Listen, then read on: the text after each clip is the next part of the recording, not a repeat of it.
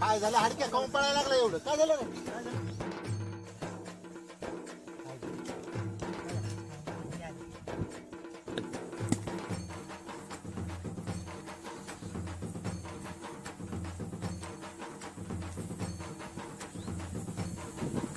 काय झालं